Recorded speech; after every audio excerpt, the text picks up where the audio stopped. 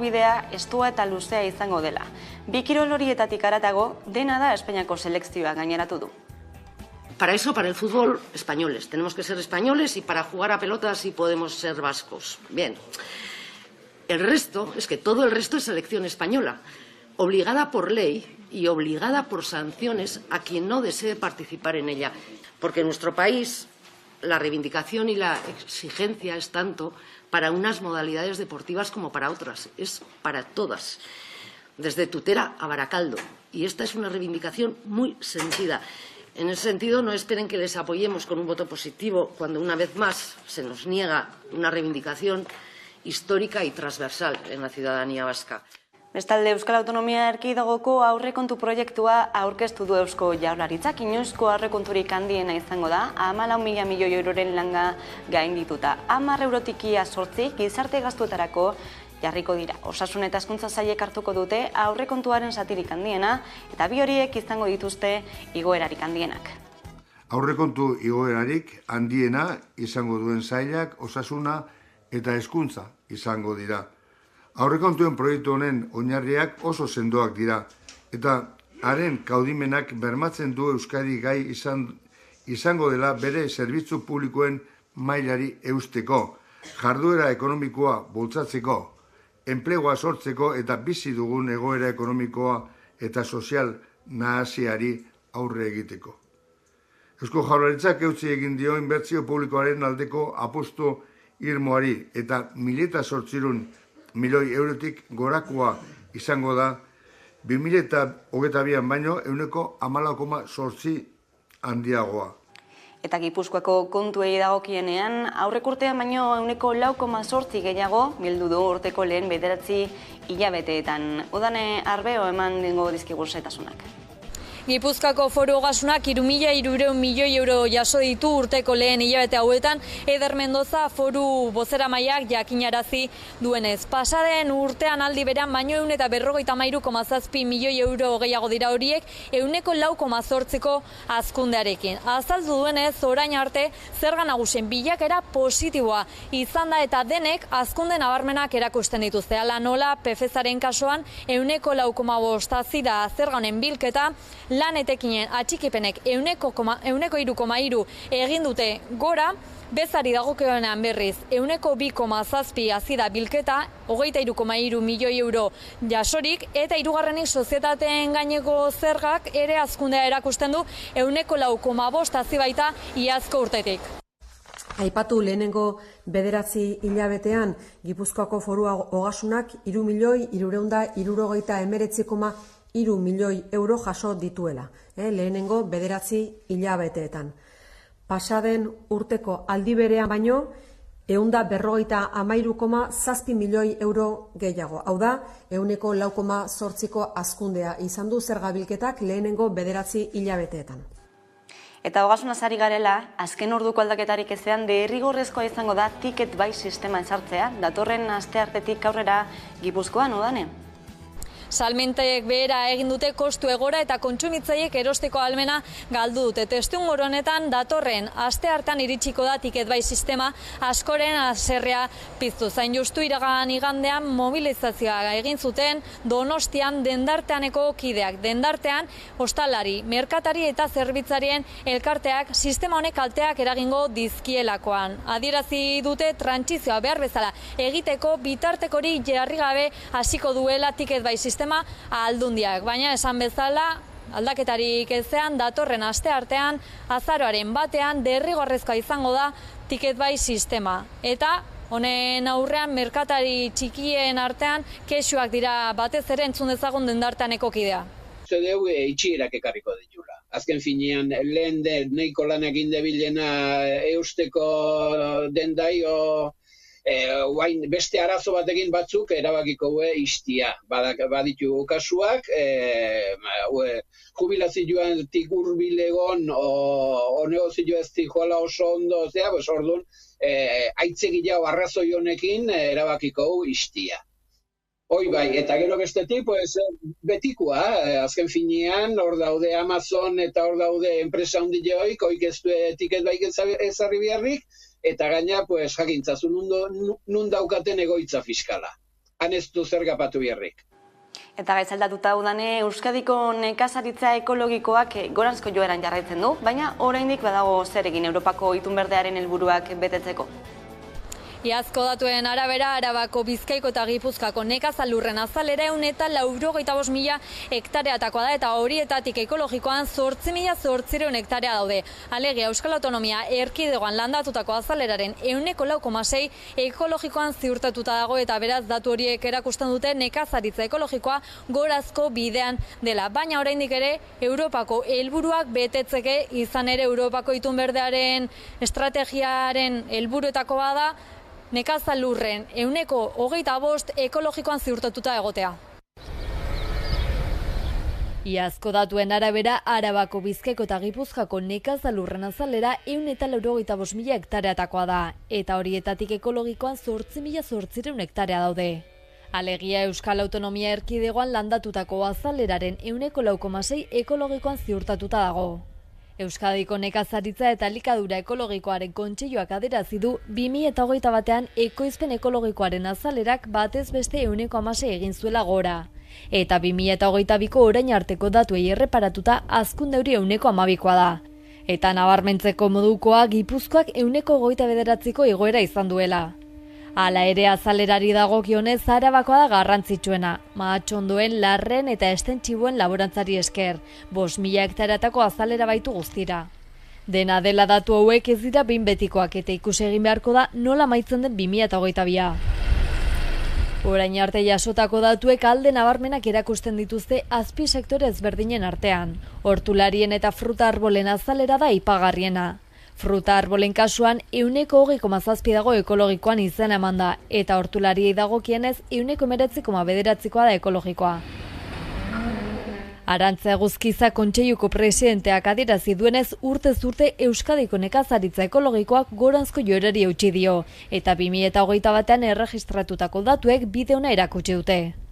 Bitxorroroz nekazaritzako sailburu ordeak bestalde gaineratu du, datu horiei erreparatuta Europako erronkei aurre egiteko bidea dagoela egiteko, eta horretarako ezinbestekoa izango dela elkarlana sustatzea administrazioaren eta sektorearen artean. Izan ere, Europako itunberdeko baserritik mahaira estrategiaren baitan erronka da Europako nekazalurren azaleraren 1,25% ekologikoa izatea 2030 urterako. Ekonomia gaiekin jarraituta, Bizkaiko metalgintzako sektorean grebak indarrean jarraitzen du, patronalaren eskaintza berriak ez dituelako sindikatuak gogo bete, eta aste amaierarako greba deialdiei utzi diete. Bilerak alaber setasun kezkagarri bat utzi du, ez dutelako datarik jarri berriz ere elkartzeko.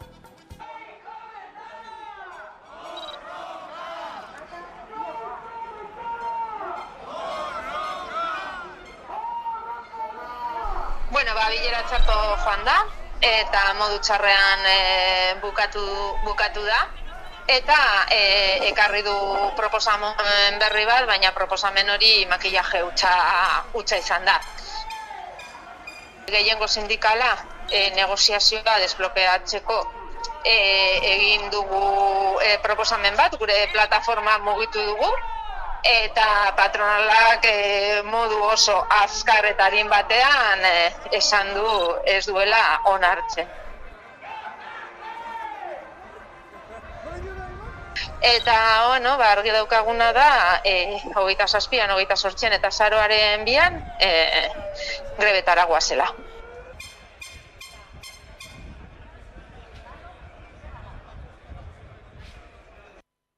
Eta Arabako egoitzetan, ELA eta LAB sindikatuek grebara deitu dute gaurko eta biharko lan hitzarmena eskatzeko. Bi eguneko greba hasi dute Arabako zahar egoitza pribatuetako langileek. 1.200 pertsonek lan egiten dute lurraldeko egoitza pribatuetan, eta lan hitzarmena negoziatzeko mahaia desblokeatzea eskatzen dute ELA eta LAB sindikatuek. Lan usteaz gain, elkarretaratzeak egin dituzte Arinez, Mercedariaz eta Gazalbide egoitzen atarian. Eta horrekin batera manifestazio eta autokarabana antolatu dute bi egun hauetan. Arratsaldeko 5etan gonbidatu egin direla politikariak, ez? Eta hor benetan ikusiko dira, benetan interesatzen zaie batez ere partidu batzu nun, ez? hasiten zaien hauan adinduen egoitzetako proiektuetaz eta holan, gonbidatuta daude bihar, benetan agertzen diren edo ez. Eta hor ikusiko dugu benetan interesa duten ala ez. Duela 2 aste berreskuratu zituzten mobilizazioak, sindikatuetako ordezkariek bilera bat izan zuten uztailean patronalarekin, eta hark negoziazioetan aurrera pausoak emateko konpromisoa hartu zuen. Salatu dute ordea oraino ez dutela urratzik egin. Urriaren 13an negoziazio maila desblokeatzeko asmoz, bilera bat eskatu zioten Emilio Sola Arabako Aldundiko gizarte politiketako diputatuari, eta joan den astean eskaera bera egin zioten patronalari, baina erantzunaren zain daude oraindik sindikatuak. Idatzi gaituzte esanez bildu algarela, oraindik ez daukagu inungo berririk patronalaren aldetik. Horrek erakusten du patronalak ez daukala inungo presarik eta oso komodo daudela dauden moduan eta dagoen egoerarekin. Sindikatuek iragarri dutenez 2 aste barru elkartuko dira, baina negoziaziorik egon ezean mobilizazioak eta grebak bere horretan jarraituko dute. Eta Gasteizko epaile batek kautelazko neurriak hartu ditu Askabidek Gasteizten duen klinikaren aurrean abortuaren aurka protestak egiten dituztenen aurka. Aurrerantzean ezin izango dute osasun zentroa dagoen lekutik 100 metrora gerturatu. Hilabete hasieran Donostiako epaitegi batek hartutako erabaki bera hartu du orain Gasteizeko epaitegiak eta Askabidek egindako salaketa aintzat hartu du beraz.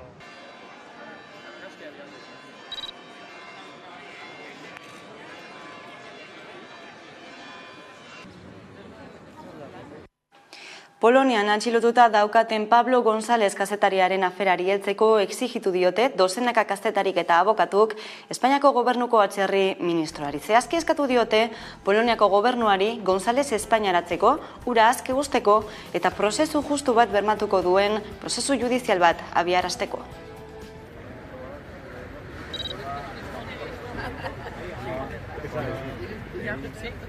Vale, pues yo estoy.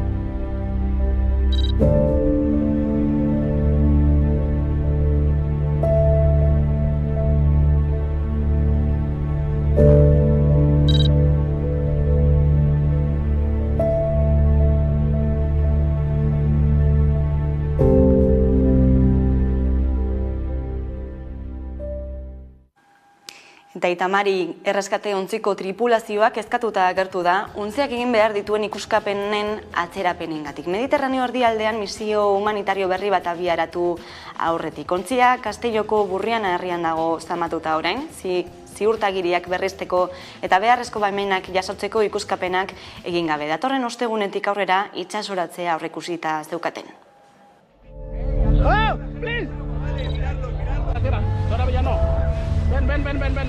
Ven. Tuyo. Ven, sí. ¿Qué haces? Help here. Okay. Hey. Allá.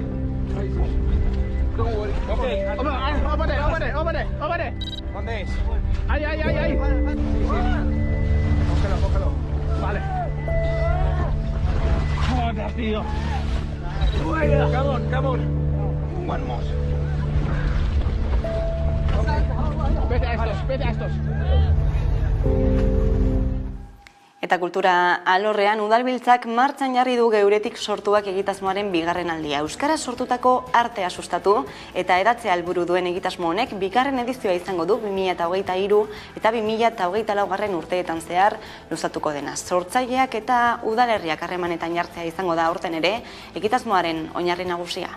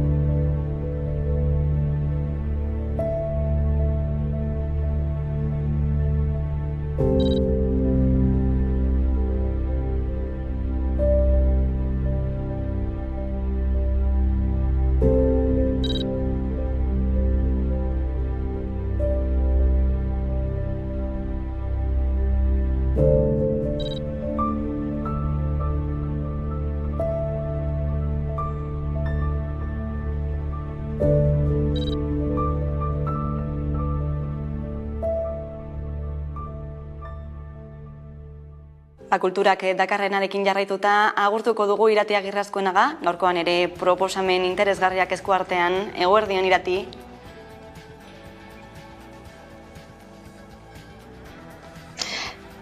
Bai.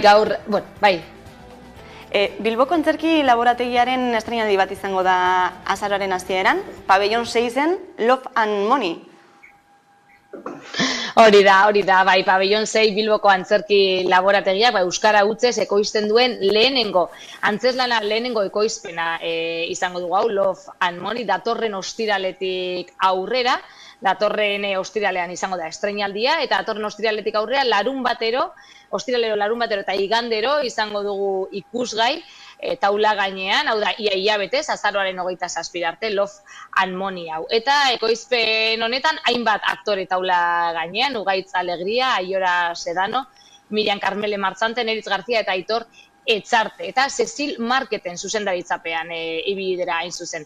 Konsumo gizarteari buruzko antzeslana dugu hau, Pabellon 6ek esan bezala lehenengo aldiz euskara hutsez ekoizten duena, eta Dennis Kellyren antzeslan bat du oinarri. Dennis Kellyk hain zuzen ere, ondorengo galdera erantzun nahi zion bere antzeslan, ez da zer gertatzen da maitasunarekin, diruarekin eta botere ekonomikoarekin obsesionatuta dagoen gizarte batean. Galdera horri erantzuten saiatu dira personai desberdinak ikusiko ditugu taula gainean, lauko airua ordaintzeko prostituzioera jo behar duen edo jortzear dagoen personai bat, erosketa konpultsiboekin eta kredituen menpekotasuna duen pisukide bat, eta zuzendariak berak esaten zuen, berak ere ikusi du bere burua islatuta nolabait obra honetan, berak ere esaten du, berak ere adierazi du, aktore karrerari eusteko hainbat lantzo egin behar izan dituela. Eta hain zuzen, elkarrizketa batean ere esaten zuen, Cecil Marketek esaten zuen, Frantzian zegoela irakurri zuela Love and Money obra hau, eta momentu horretan bizi baldintzak kaskarrak salatzeko bere buruari zu eman zion ikasle bat etorri zaiola gogora, eta aldi berean ari zela obra irakurtzen, eta pentsatu zuela, nik noizbait antzeslan hau zuzendu beharra dut. Eta, esan bezala, gizarte honetako errealitaterik basatienak agertzen ditu antzeslanak, baina berak azpimarratzen duenez gustukoa du moralismorik gabe edo panfleto bat egitetik aldendu egiten dela aldi berean, ezta? Eta, aktorei dagokienez, elkarrizketan eta aitortu dute, neke emozional handia sentitu dutela ensaioekin, Ugaitz Alegriak adibez, ez hainbeste neke fisikoa, ohituta dagoelako oholtzan batera eta bestera ibiltzen, baina bai neke emozionala solasaldien kargaren gaitik edo pisuaren gaitik. Beraz, esan bezala, datorren ostiralean estreinatuko da Love and Money euskara hutsezko antzeslan hau. Aktualitatez beteriko antzeslan hori alde batetik, eta antzerkiarekin jarraituta, Azpeitin izango dira Euskal Antzerki topaketak, ez da, datorren astetik aurrera? Hori da, antzerkiarekin jarraitu da ondo esan duzun bezala, datorren aste artean, emango zai hasiera Azpeitiko Euskal Antzerki topaketei, 40. edizioa dugu aurtengoa, eta guztira, aur eta helduentzako antzeslanak kontutan hartuta 11 antzeslane izango dira ikusgai, azaroaren 1-tik azaroaren 20 bitarte. Herri antzerkiarekin hasiko dira, eta gero zeo zertan dabil, baina ez dakit zertan, eta intxaurra lanak estreinatuko dira. Bilanen estreinaldia ikusteko aukera izango dugu. Hasiera indartsua beraz, herri azpeitiar antzerki zalek osatutako lana taularatuko delako azaroaren 1-tik 4 San Agustin kulturgunean, eta ondoren etorriko dira bestea. Gainera antolatzaileek aipatu dutenez, oholtzetatik abiatu ziren topaketa hauek sortzeko, baina ondoren kulturaz kooperatibarekin eta herriko beste eragile batzuekin batera sortu dituzte hainbat jardunaldi antzerki zaletasuna eta antzerkiarekiko maitasuna begirunea baita ere lantzeko, ez? Eta horrela tailerrak egongo dira, mediazio tailer hauetan parte hartuko dira Orman Poster kolektibokoak, Tripa kolektibokoak eta Metro Kuadruka sormen laborategiak, eta hemen esan bezala gaztetxoen ere antzerkia ez bakarrik gaurkotasuna lantzeko bide bezala, baina baita ere munduari beste era batera begiratzeko bide bezala landu nahi da, antzerkia bera instrumento bezala, ezta? Antzerkitopaketak.eus web orrialdean dagoeneko programa osoa igota, baina emanaldietako batzuk aipatzearren, Marmar Teatroaren Tarzane izango dugu azaroaren 5ean, Atz Teatroaren Balbea azaroaren 10ean, Markelineren Ganbara azaroaren 12ean, eta azaroaren 20ean, azken egunean, Metro Kuadrakoa sormen laborategiaren estreinaldia, zeo zertan dabil, baina ez dakit zertan. Beraz, badugu antzerkiaz gozatzeko aukera baita Euskal Herriko txoko desberdinetan. Antzerkia soilik ez, literatura ere badagurean, esaterako Ondarroan hasiko den literatura muak jaialdia. Hori da, bai kulturaz gozatzeko antolatu zuten eta antolatzuten literatura muak jaialdia Ondarroan, bihar hasita eta datorren aste arte bitarte, letren eta hitzen lurralde izango da Ondarroa, ezta? Sormena ikuskizunak egongo dira, danak hitzen edo berben bueltan. Nanopuin lehiaketarekin eta Agustin Zubikarai novela bekarekin abiatuko dute literatura mua jaialdi hau, eta iazko Agustin Zubikarai beka irabazi zuen Mikel Alvarez Arriegi idazleak bere proiektutik sortutako Euskalia eleberria aurkeztuko du. Novela beltzaren eta umorearen tartean mugitzen zen proiektua zen hasiera batean hau, eta orain hortik etorri den edo hortik eratorritako Euskalia eleberria aurkeztuko du. Hortaz gain, Jon Maiaren kantu bat gara emanaldia ere izango da. Herriko sortzaileei ere tartea emango zaie, urriaren 29ean esaterako, Leire Bilbao idazleak etxeko urak errezitaldia eskainiko baitueko Fradia Zaharrean. Urriaren 30ean igandean bertso saio feminista izango da, eta astelenean Arimen gauaren eguna izango da, Arimaren gauarentzat erreserbatu dute egun hori, eta kaleko argiak itzaliko dira arratsaldeko 7:00-tik 9:00 Alde Zaharretik Kanpo Santuraino. Dagoeneko ikuskizun horietarako sarreak salgai daude Beikozinako lehiatilan, eta beraz, subia dutenek disfrutatzeko aukera baita ere literaturaz Ondarroan. Agenda bete-beterik eta kontzertuak ere izango direlako, ezta? Aipatu dugu antzerkia, literatura, baina musika ere, Udagoieneko ostera kontzertu zikloa hasiko delako, Bilbon, Zaian, Igorren eta Berrezen. Hori da, azaroaren 3-tik aurrera, datorren astetik aurrera, Bilbon Korrontzi eta Kalakan taldeak igoko dira oholtzara, azaroaren 3-an, ondoren etorriko da Zaiaren txanda, Zaiako herrian, Linton Town eta Sua egongo dira, bertan, eta Igorren Niko Etxart, Apapa eta Kerobia, azaroaren 12an bukatzeko berri zen Labasu eta J. Martinaren kontzertuak ere egongo dira azaroaren 26an. Udagieneko osterak kulturre zirkuituaren edizio berri bati eman nahi izan dio hasiera, ez da kultur edizioni kontzertuen bitartez, Euskaltzalen topagunearekin berriz ere egiten ekimena. Eta hemen helburua baita ere Bizkaia osoan zehar punta-puntako euskal sortzaileek oholtzara igotzea da, eta ez bakarrik hirigunetan izan bezala bezala, baizik eta herrietan ere. Beraz, hor ere baditugu 4 emanaldi, esan bezala, Bilbon, Korrontzi eta Kalakan, Zaian, Linton Town eta Sua, Igorren Niko Etxarta, Papa eta Kerobia, eta Berrizen Labasu eta J. Martina. Kulturplanik ez zaigu faltako ez datozen egunotan ere, Zirati Agirrezko naga, mila esker beste behin. Eskerrik asko zeuei.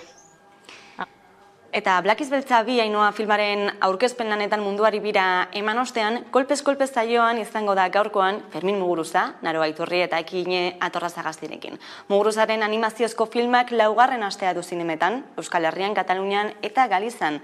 Argentinan ere estreinatu dute eta handik datorren zuzen ere Fermin Amaikako Donostiako platora. Jarraian aurrerapen batekin utziko zaituztegu eta segituan izango gara bueltan eguneko elkarrizketarekin. Gaurkoan, Arantxa Tapia izango dugu gurean ekonomiaren garapen, jasangarritasun eta ingurumen sailburua. Orain arte.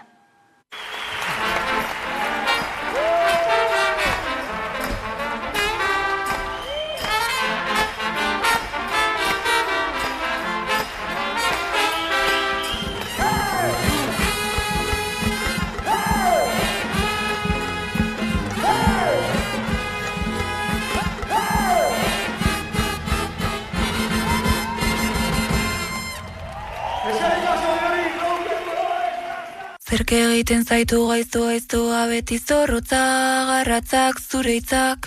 Zenbat laino beltz, esarkada bat behar duzu baina kiretxa, jasan ezina da. Bakarrik zaude, bere zuloak, malkotan errua ez duzu inoiz bilatzen zure etxean.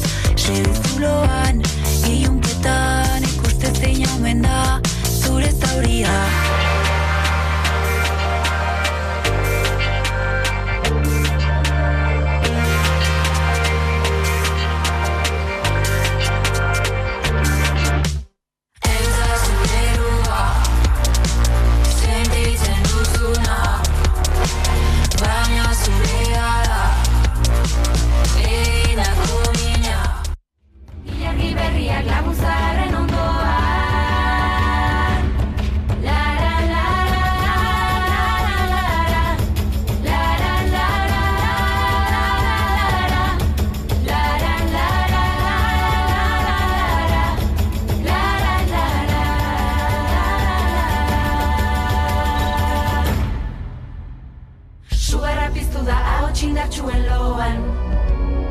Aurreko plazan drenko plak dauzkagu ahoan, ideak doinuak dara matzagu kolkoan, ilargi berriak laguntzaren ondoan, ideak doinuak dara matzagu kolkoan, ilargi berriak laguntzaren ondoan.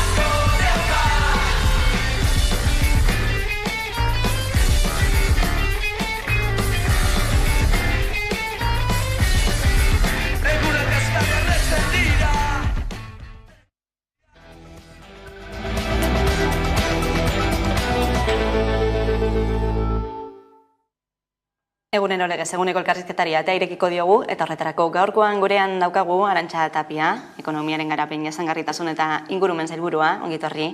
Eskerrik asko gonbidapenagatik. Bueno, azken asteotan eztabaida piztu da, Arabako mahastien sormarka dela eta Eusko Jaurlaritzak izendapenari behin-behineko argi berdea eman ostean, naiz eta Europako batzordearen batasunaren ebazpenaren zain egon, zer nabarmenduko zenuke auzi honetaz? Bueno, nik uste dut, lehenik eta behin jakin behar degula enpresa pribatu batzuek egiten dutela eskaria, bere negozio beste erabatera kudeatu nahi dutelako.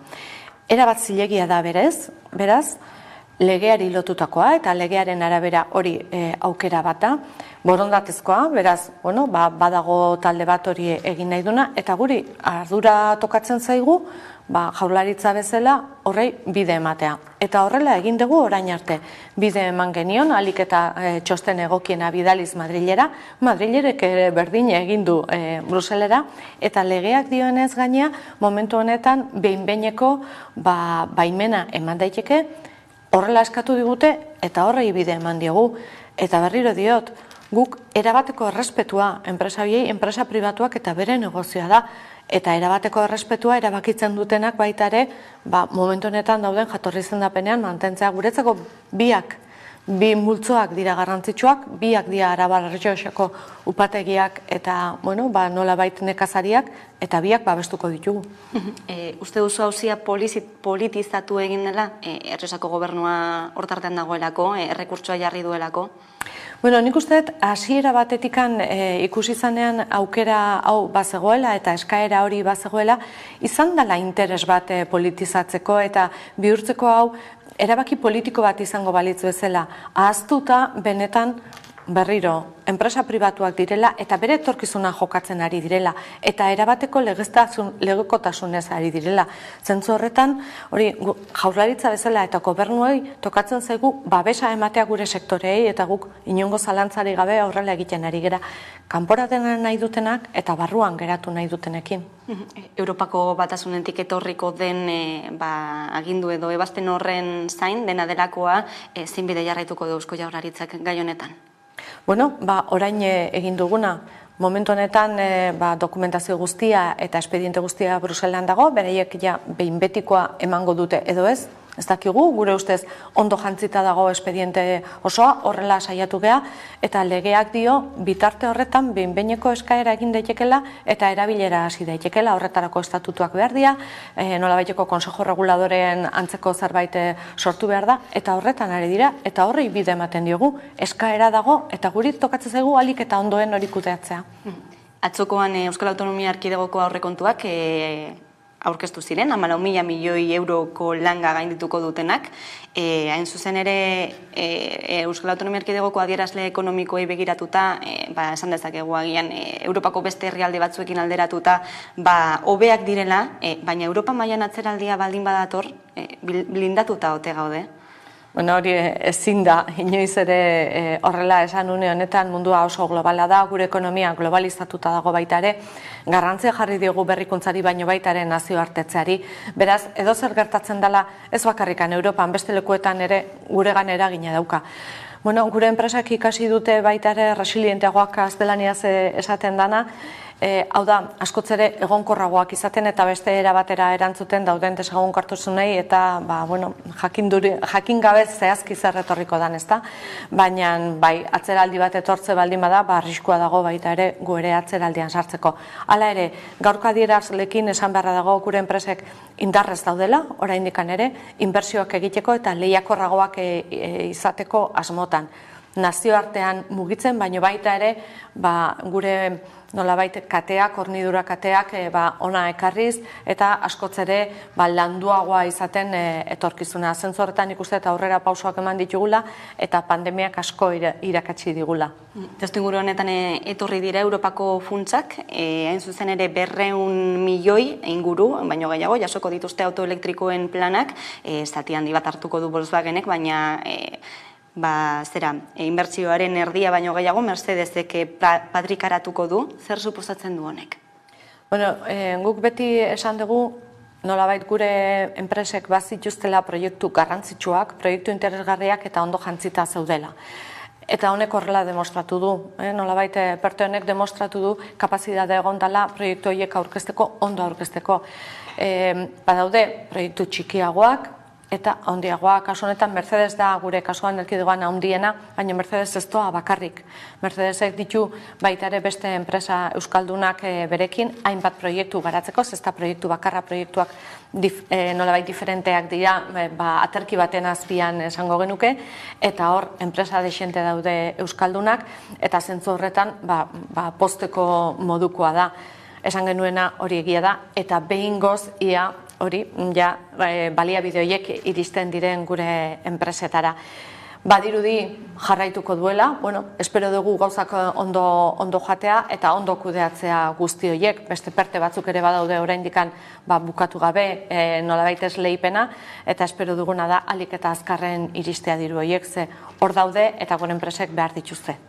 Mercedesek horrez gain 1.200 milioi euroren inbertzioa agindu zuen, hain zuzen ere, noiz iritziko diren inbertsio hori berririk duzue? Nik uste dut enpresa berak nolabait adierazi zuela hori oso aurreratuta dagoela, eta azken dokumentu ofiziala behar du edo erabaki ofizial bat, baina nik uste dut hori ez dagoela zalantzan, argi dago inbertsio hori egingo dela, Gasteizen egingo dela, eta horrek suposatuko duela Mercedesentzako bai, baina inguruko hornitzaileentzako ere ikaragarrizko aurrera pausoa, teknologizazioa eta beste nolabait mundu batean sartzea, eta mundu hori da autoelektrikoarena. Gaur egun agian zerbait egiten nahi da, baina askotz ere indarra handiagoekin sartuko litzateke. Beraz, proiektu hori joango da garatzen eta ikusiko dugu. Beste enpresa bat da Siemens Gamesa, milaka kaleratze iragarri dituena mundu mailan, oraindik ere jakiteke zenolako inpaktua izango duen Zamudioko lantegian, berriki elkartu zarete zuzendaritzarekin, ez dakite baieztapenik eman dezakezuen bilera horren ostean. Langileen eta enpresen arteko erlazioa beraien artekoa da eta errespetuz hartu behar dugu eta horrela hartzen dugu. Gure arteko erlazioan ikuste gauza pare bat oso argi gelditu zirela guretzako garrantzitsua direnak. Eta da Siemens Gamesak egiten du, jarraitzen du apostua egiten Euskadiren gatikan eta Zamudioko egoitzen gatikan, eta bertan dagoen jakinduria eta ekosistema osoa oso ondo baloratzen da. Beraz, apostu hori mantentzen da eta inologako zalantzarik gabe gainera, eta horrela dirazi ziguten. Eta bestalde guretzako interesgarria dana, eta beraiekin lehendikan ere lantzen ari ginana, hornidura kate guztia. Hau da, zenbat enpresa daude euskaldunak, dagoeneko Siemens Gamesakin lan egiten dutenak, hemen, baina baita ere mundu mailan. Eta hor ere konfiantza bat enpresa horiengan, eta nolabaiteko lotura hori areagotzeko, eta kalitatea hobetzeko, gauzak hobeto egiteko, eraginkorragoak izateko, momentu honetan hori behar degulako, eta elkarrei lagunduz nik uste dut hori posiblea dela.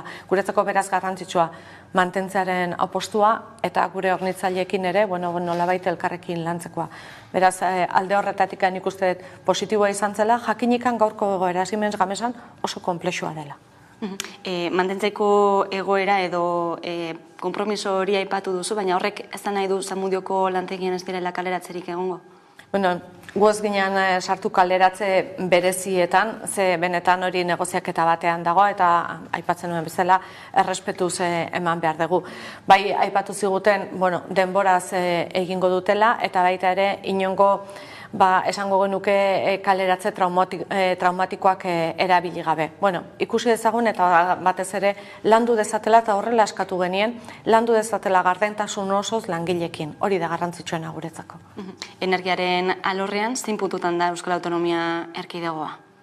Badakizu une honetan beste hainbat leku bezala Europa mailan badugula menpekotasuna, kasu honetan gasarekiko, kanpotikan datorren gasarekiko, horrek suposatzen du badagoela baliabidea, baino asko ordaintzen dugula baliabide hori, eta energia berriztagarriak ez ditugula gehiegi sortzen. Hori izan da, Euskadin mandan arazo nagusienetako bat, industria oso potoloa daukagu eta ez dugu energiarik sortzen.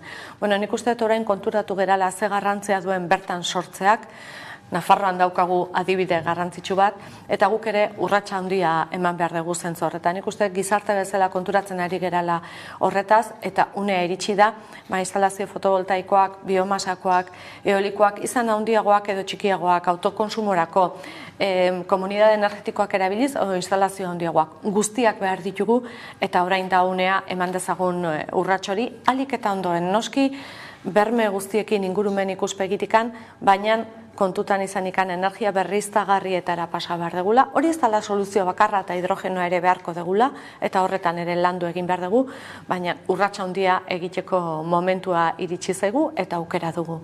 Egun hemen kontsumitzen den energiaren 10% soilik da bertan ekoitzitakoa, zein nolako epeetan mugitzen gara portzentai hori handitzeko eta zenbateraino? Bueno, helburua jarrita geneukan ez oso helburu handia esango genuke, 20% iristekoa 2030 urterako, horrek guretzako suposatzen zuen bikoiztea baino gehiago, baina ikusirikan momentu honetan gertatu zaiguna Rusiak, Ukraina inbaditzen du, horrek suposatzen du ikaragarrizko arazo bat, eta geneukan transizio hori buruan geneukan eta lantzen ari ginela nolabait azeleratu egiten da. Gaur egun bilatu beharko genuke 20 horretatikan pixka bat gehiago joatea, Europak 40% jarri du, 40-45 ari da planteatzen.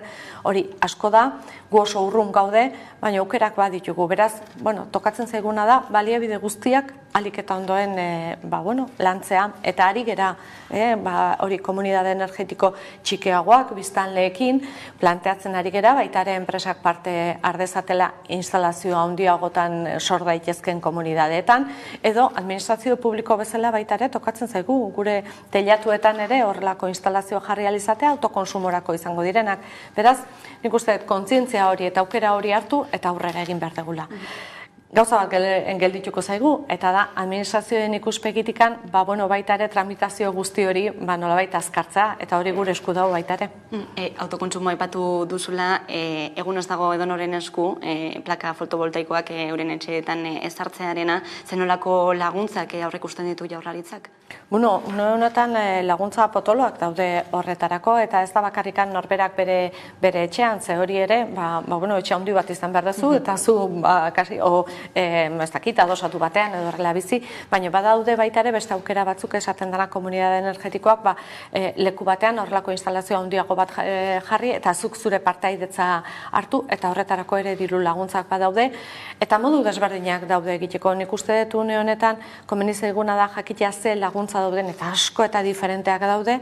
Eta, nolabait hartu egokiena izango dana jakinikan, une honetan dagoen prezioarekin egiten dan inbertsioa oso azkar bueltatzen dela guregana, eta hori etorkizuneko inbertsio bat da. Eta energia berriztagarrien proiektuekin lotuta, zeintzuk dira epe laburrean dituzuenak main gainean? Epe laburrean desente daude main gainean eskaerak eginda. Aurreratuenak dauzkagu bi Araban, izango liratekenak Oion inguruan eta Azazeta inguruan, horiek daude aurreratuenak, baina badira beste batzuk baita ere, bai fotovoltaikoak eta baita ere eolikoak martxan daudenak. Jakinikan badagula beste instalazio fotovoltaikoak, ekienea, aurreko legealdian hasi genuena, prozesu guztia, eta tramitazio administratiboan ere horgoaz aurrera. Baina horregatikan aipatzen nuen, administrazio guztiak baita ere jarri behar dugu guretikan onena izango dana proiektu horiek gauzatu ahal izateko. Berme guztiekin inoiz ez dugu esaten bermeak kentzea. Bermeak hartu, baina baita ere azkarragotzea, ze bestela ez gera iritsiko denboraz. Arabako proiektu eolikoei buruz, Arabako diputazioak egin du txosten bat eta aipatu du, Eusko Jaurlaritzak proposatukotako 9 proiektuetatik 7 izango luketela ingurumenean eragin larria edo oso larria. Honek zein eratara baldintzatuko ditu proiektu horiek? Ari gera hitz egiten PTS-ari buruz. Hau da, ari gera lantzen PTS bat, non kokalekuak aztertzen ditugu, bai instalazio fotovoltaikoak eta instalazio eolikoak. Hau da, nun dago haizea, nun dago eguzkia, eta planteatzen ditugun non den aukerak nun ditugun. Eta horren aurrean eginda txosten bat, foru aldunditikan, aipatuz hainbat gauza ze egoera gerta daitezken.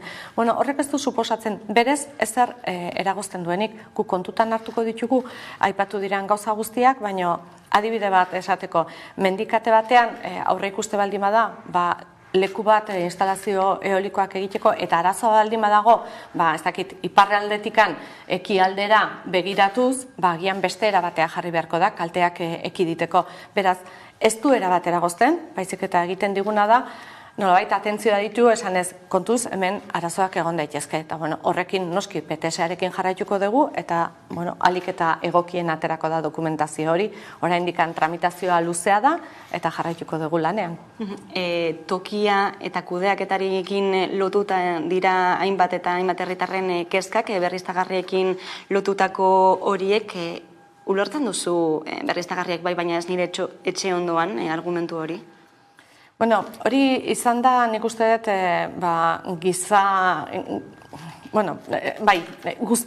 gizaki guztion jarrera bat momentu batean edo bestean.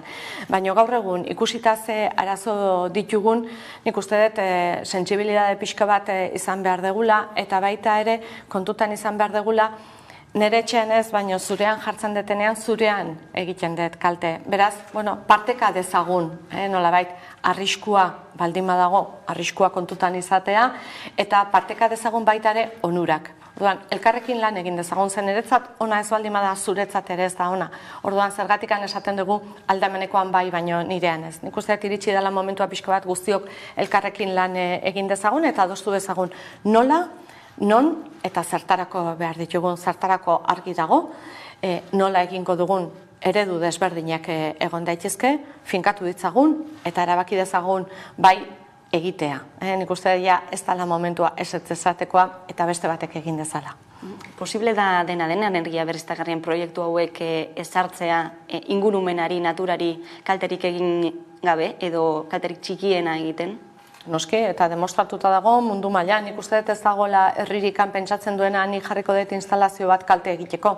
Beraz, kontutan hartzen dira beti lekurik onenak, noski, baino baita ere kalterik eta txikiena egiten, baino hori ospital bat martxan jartzen dugunean, edo errepide bat egiten dugunean, edo beste edo nolako azpigitura bat, edo eskola bat, izaten ditu bere kalteak, baina beti baloratzen dira zein dira kalteak, zein dira onurak, kalteak txikienak izan daitezen, eta kalte horiek gaina horien ordaina nola egiten da beste era batera. Guzti hori kontutan hartu eta lan egiten dugu beti, kasu honetan ere berdin egin dezagun. Eolikoen proiektuak hizketan ari garela, Statkraft enpresa norvegiarraren bi proiektu horiek iragarrita, Eusko Jaurlaritzak bertan parte hartuko du? Eskaini egin zaigu partaidetza, eta oraindik proiektuak oso hastapenetan daude, ikusiko dugu aurrera egiteko modu bat dagoen, ze aztertu behar ditugu baita ere ingurumen ikuspegitikan posible den, eta baita ere gure parte hartzea zemotatakoa izango den. Baina beti egiten dugun bezala, bai fotovoltaikoetan, ekian eta ekienean parte hartzen dugu. Parte hartzen dugu aixe indarren, badugu baita ere solariakin beste proiekturen bat, ekioletan parte hartzen dugu. Beste proiektu batzuetan ez agian parte hartze ekonomikoa zea sozio bezala, baina bai beste erabatekoa. Moduak daude eta energia berriztagarriak aurrera egiteko beti bidelagun izango gea. Enpresa norvegiarra hau publikoa dela, izaera publikoa duela da azpimarratu dena, gehien bat. Euskal Autonomia Erkidegoan horrelako enpresa publiko bat aurrera eramatea posible da? Enpresa publikoa da, baina horrek ez du esan nahi onurarik gabekoa denik. Hau da, onurak bilatzen ditu eta onura horiek gaina berrira eramaten ditu, logikoa den bezala. Euskadin aspalditik daukagu enpresa bat 40 urte dituena, oraintxe beteko ditu gainea, eta ospatuko dugu energiaren euskal erakundea eta proiektu askotan parte hartu izan du eta parte hartzen du. Beraz, badugu etxean ere norekin lan egin, eta suerte bat daukagu eta da pribatu asko ditugula baita ere interesatuak daudenak, elkarrekin lanean nik uste dut pribatuak eta publikoak Euskadin badugula halako seina berezi bat non elkarrekin lantzeko aukera dugun eta ohitura dugun, eta izan publikoa, izan pribatua, o izan elkarrekin nik uste proiekturiko berenak bilatu behar ditugula. Enpresa pribatuen inguruan ere, hain zuzen ere inflazioaren gorakadaren atzean, arrazoietako bat, handi batean, izan da energiaren prezioa handiaren ondorioz, eta ikusi da nola enpresa energetiko handienek mozkinak biderkatu dituzten, nola ikusten duzu hauzia?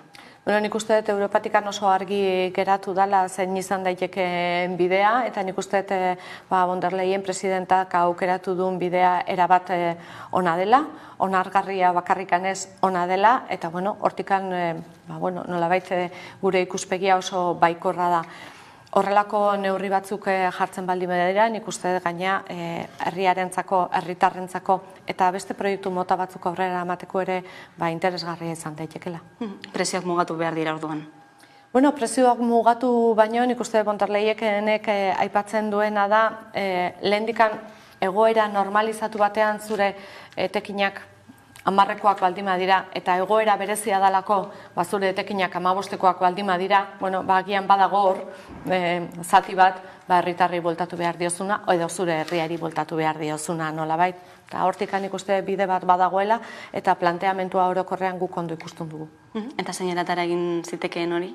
Bueno, nik uste beraiek handikan planteatzen dutenean horrelako sistema bat, beraiek direktibak aterako dituztela eta finkatuko digutela nola egin, eta ikusiko dugu guri zer tokatzen zaigun, ze badakizu erregulazioan guk ez dugula eskumenik eta estatuak egin behar duela.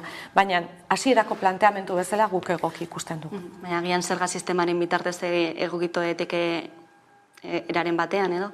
Bueno, nik uste dut zergak eta erregulazioa lotuta daudela, eta ez daudela gure esku momentu honetan, baina ez dute eskumenetan sartu nahi, zegune honetan Europar osoak, Europar batasunak definitzen duen politika izan da alde batetik gasaren gaia nola kudeatu eta nola aurrera eraman, Ukrainiaren gaia nola elkarrekin landu eta elektrizitatearen gaia ere elkarrekin lantzen baldin badugu hobea izango da.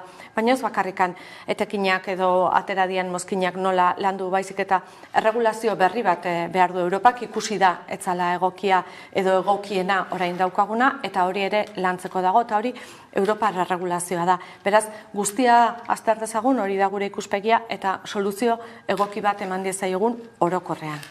Arantza Tapia, Eusko Jaurlaritzaren ekonomiaren garapen jasangarritasun eta ingurumen sailburu, eskerrik asko gurean izateagatik. Zuei eskerrak. Eta tarte baten ostean itzuliko gara, eguneko solazaldiarekin, gaurkoan gurean izango ditugu Alaitz Argandoña eta Jon Ansa. Gero arte.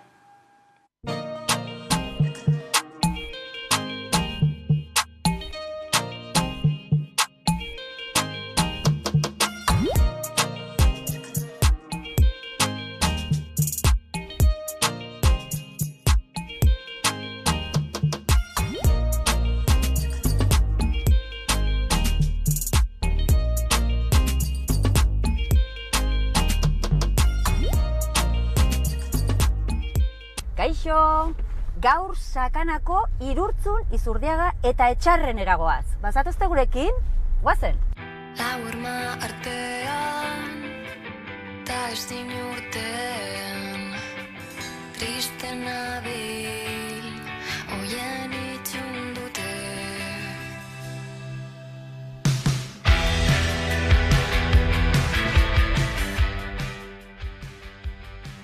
Ane Martija! Zu zara hemen, zu entzutera etorri gara, baina zu entzutera etorri baino lehenago ezagutzera ere bai.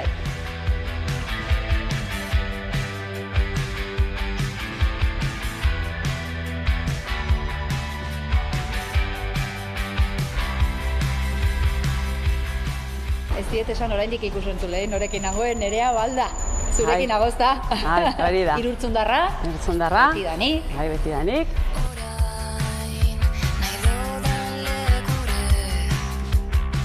Ikote!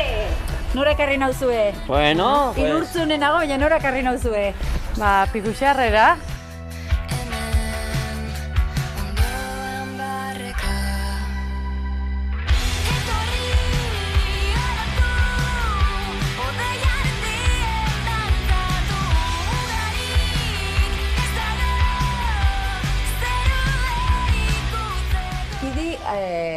Dituzue, dantza talde bat duzue, baina baita izaki mitologikoak.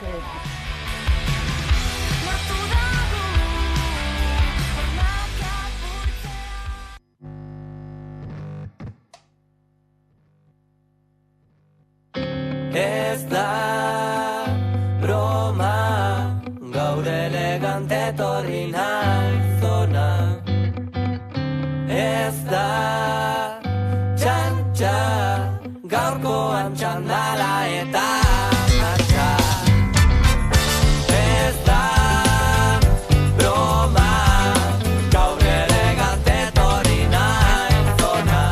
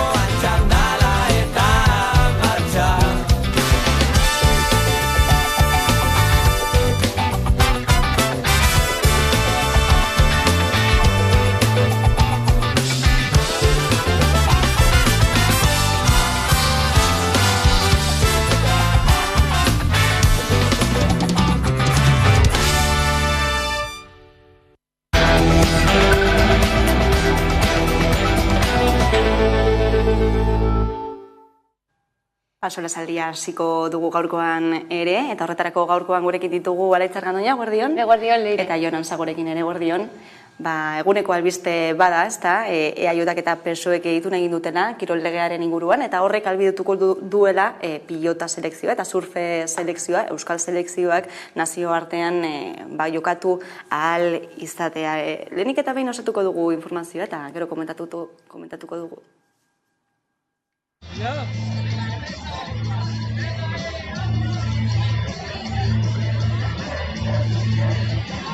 Euskal pilota selekzioak nazioartean ofizialtasuna lortzeko behar duen laguntza eskaintzeko.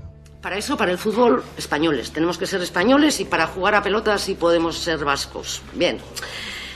El resto, es que todo el resto es selección española, obligada por ley y obligada por sanciones a quien no desee participar en ella.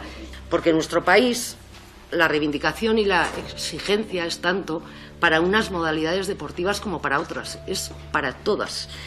Desde Tutera a Baracaldo. Y esta es una reivindicación muy sentida.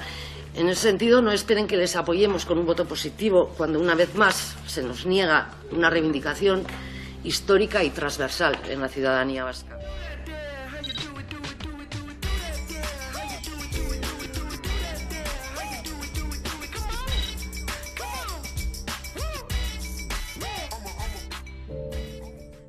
Uste dut ez dudala gehiegi esaten gaurkoa euskal kirolentzat egun historikoa dela esaten badut. Historikoa ere bada euskal selekzioei nazioarteko lehiaketetan parte hartzeko eskubidea aitortu behar zaiela uste dugun milaka eta milaka euskaldun herritarrontzat.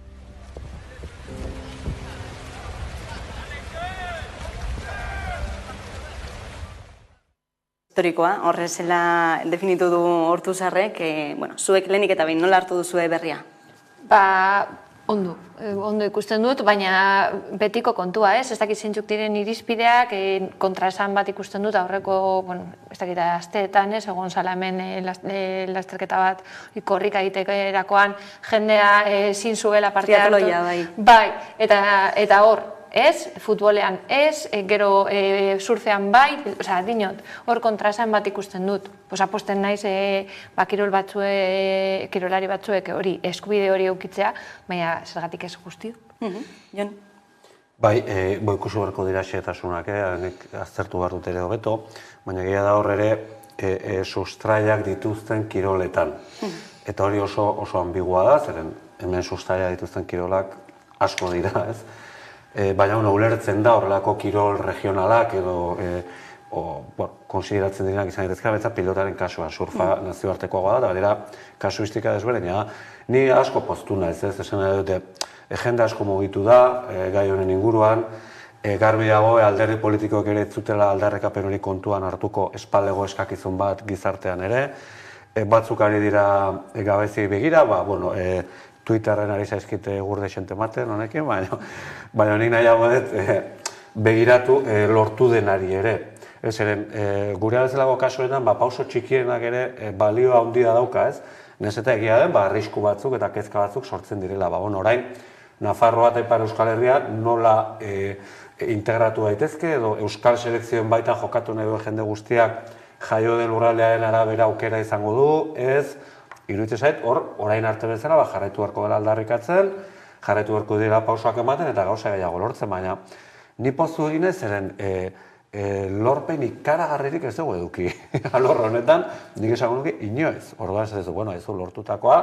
Aurrera eta EAJak negoziatu du, baina negoziatu ahal izan du jende askok lan egin eta borroka egin duelako ideia horren alde. Baina, zuzen ere, egunotan ari dira jokatzen, munduko eskupilota txapelketa miarritzen eta oso posgarria izan da baita ere pilotari entzate berri hau.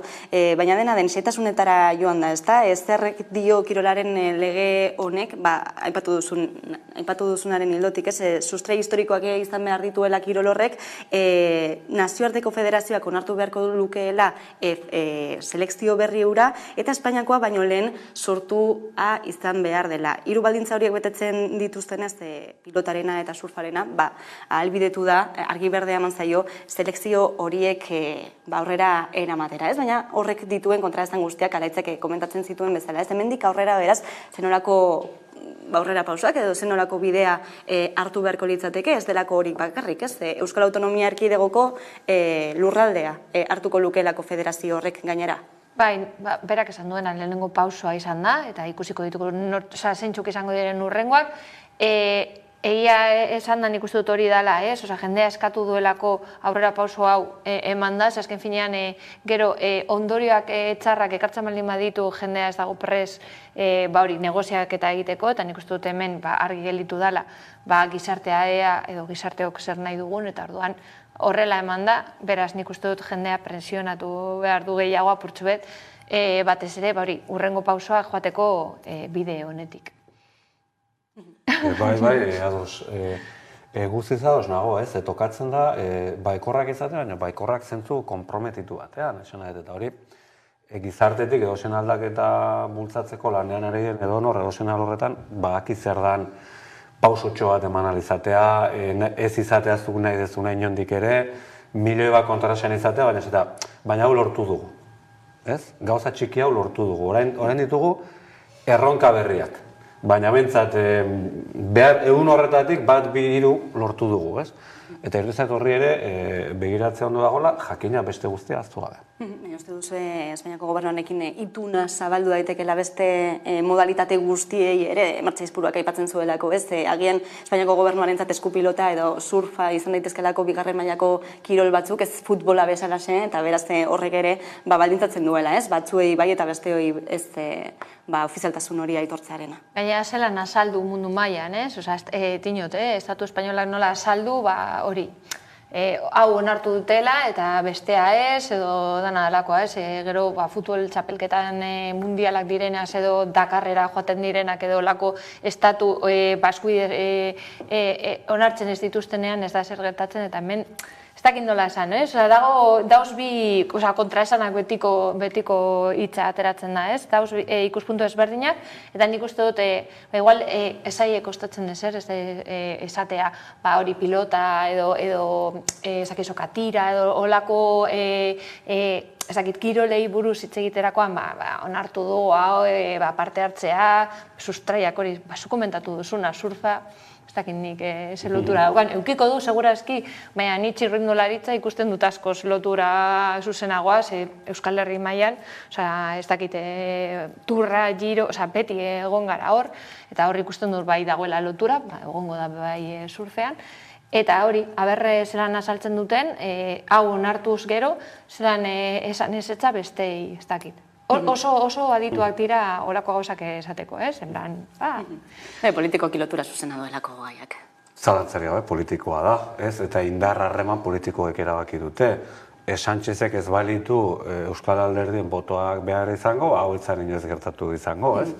Eta aldi berean EAJak ere, hauteskunde batzuk ditugu laizter, eta estatutoarekin hor dabiltza serre, ez dagoela transferentzia, lorpen bat ere saldu dezak, eta hor, badago lehia bat, EH Bildu eta EAJaren artean, estimulatzen duena Madrilen gauzak lortzea, eta horrek bultzatu eta horregatik gertatu da ere orain, ingenuak ere, ez gara izango, futboleko selekzio bat onartzea,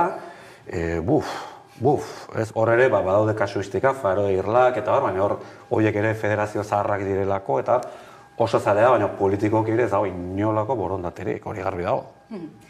Politikaz aritzen ari garela, ekonomiaz ere aritu bergara, atxoko balintzen ere Euskal Autonomia Erkidegoko aurrekontu proiektua aurkeztu zelako, 14.000 milioi euroko langa gaindituta, entzungo dugu Pedro Azpiazu sailburua. Aurrekontu igoerarik handiena izango duen sailak osasuna eta hezkuntza izango dira. Aurrekontuen proiektu honen oinarriak oso sendoak dira, eta haren kaudimenak bermatzen du Euskadi gai izango dela bere zerbitzu publikoen mailari eusteko, jarduera ekonomikoa bultzatzeko, enplegua sortzeko eta bizi dugun egoera ekonomikoa eta sozial nahasiari aurre egiteko. Eusko Jaurlaritzak eutsi egin dio inbertsio publikoaren aldeko apustu irmoari eta 1.800 milioi eurotik gorakoa izango da 2022an baino 14,8 handiagoa.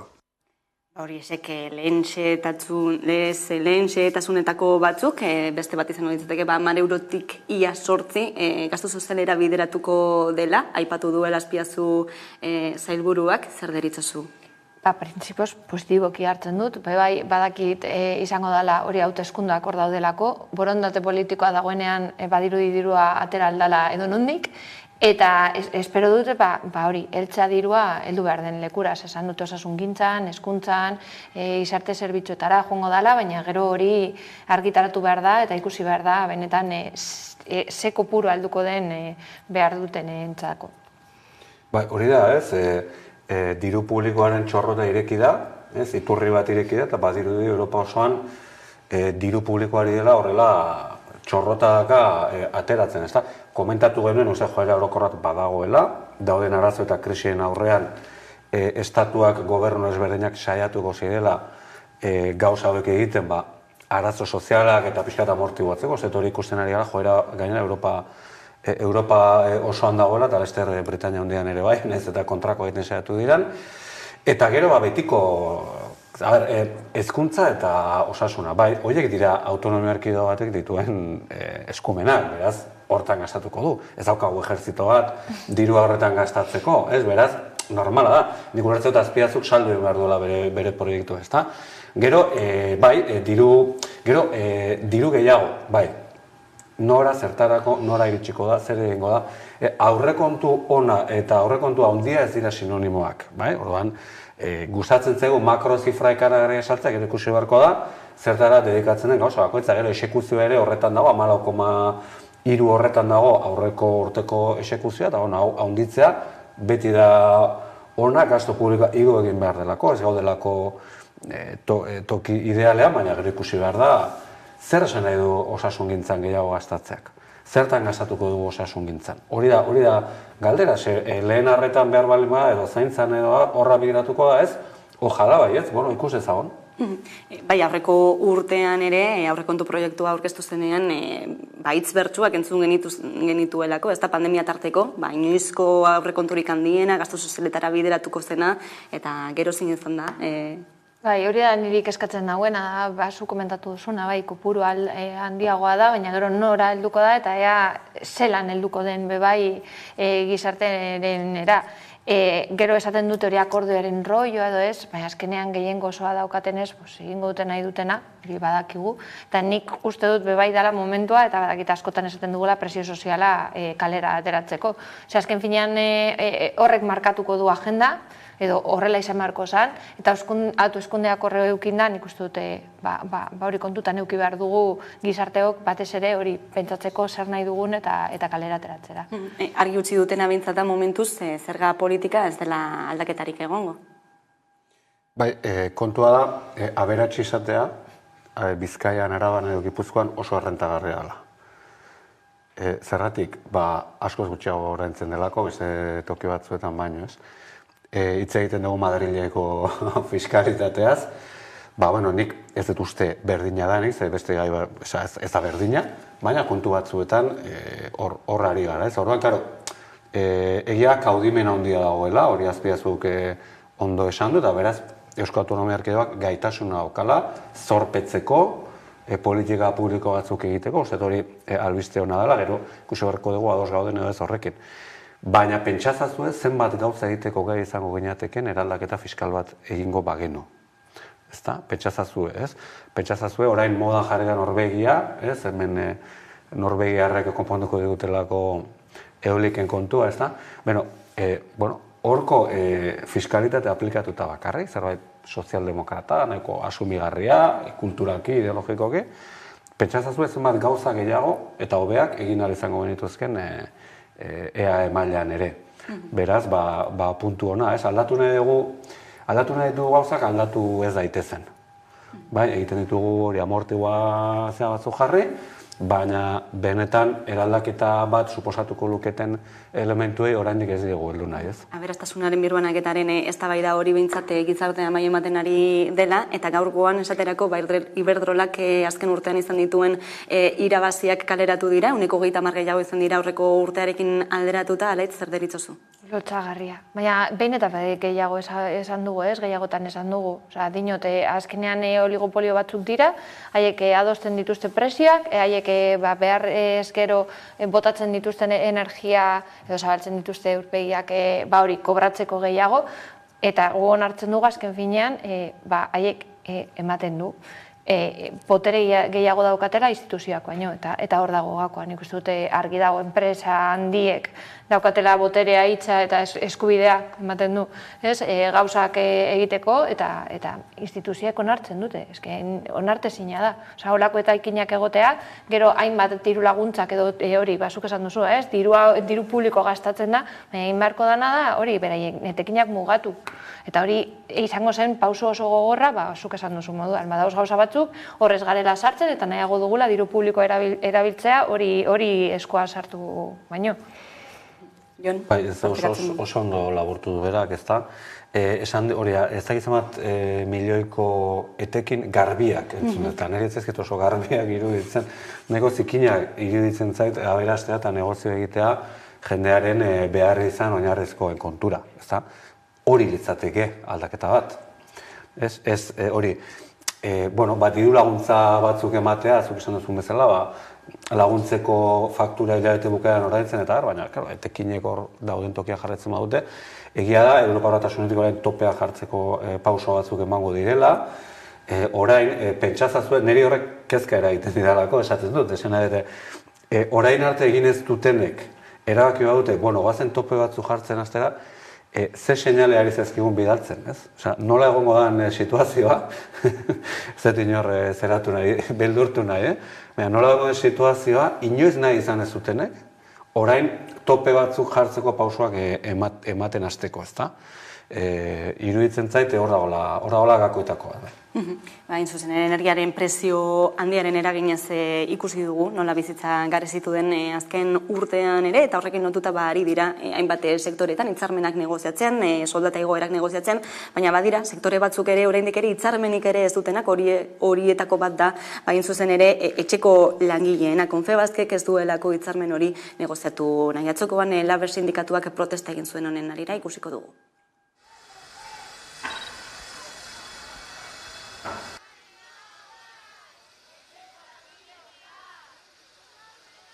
Confebaskek uko egin zion etxeko langileen hitzarmenaren negoziazio prozesua irekitzeari, horren ondoren Labek demanda bat sartu zuen eta gaur hemen epaiketa burutuko da. Confebaskek bere erantzunkizunari uko egiten dio eta gaur mezu argi bat bidaltzen diogu hemendik, dagokion erantzunkizuna bereganatu dezala, luzamenduetan ibiltzeari utz diezaiola eta negoziazio prozesua ireki dezala. Gizarte moduan onartezina dela zenolako baldintzetan egin behar duten lan. Horregatik, bizi duten lan esplotazio egoeraren aurrean erantzun bat eman behar zaiela.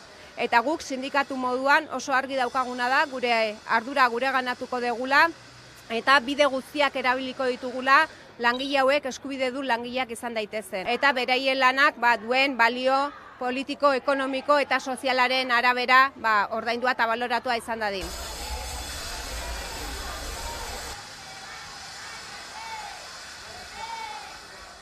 Etxeko langileen egoera horixe da, egun, sektore guztiz feminizatua dena, eta duela gutxi ere aitortu zaiena, Europatik etorri den baldintza betetzeko eskubide, oinarrizko eskubide horiek, ez? Baina hitzarmena kolokan hemen. Bai, bigarren mailako langileak dira, argi dago, hori, arloz feminizatua, migratzaile pilo bat hor dauzenak, hori, ordutegiak ez dakite zeintzuk diren, nik uste dut informazio falta dagoela kasu askotan, nik uste dut eskubide batzuk dituztela eta batzuk ez dakite, eta horregatik bai aipatzea hemen Bilbon daukatela etago elkarte bat, eta oso garrantzitsua da ara jotea batez ere informazioa jasotzeko eta jakiteko ze nolako eskubideak dauzkaten, ze batzutan hori, ez daude informatuta eta horregatik pairatzen dituzte kasu askotan, nik uste dut esplotazio itzela, ez daude babestuta etxean lan egiten dute batzutan eraso sexistak pairatu behar izan dituzte, gaina beldurra daukate botatzeko bere nagusia edo dana alakoa hiltzen denean gelditzen dira batzutan kalean eta ez daukate zer, ez daukate kontraturik, ez daukate nominarik, ez daukate zer aurkezteko eta paroa kobratzeko, gero eta gehiago jartzen ari da zailago ez, dinot igual gizarte segurantzara joaterakoan azaltzeko zenolako egoeran zauden, nik uste dut hori ez dakit oso larri, baldintza txarrak dituzte, ezken dana da larritzeko modukoa. Iruditzen zaizu Confebasken jarrera? Bai, a ber, igual zera orokorra ez, baina era eta os nago ez.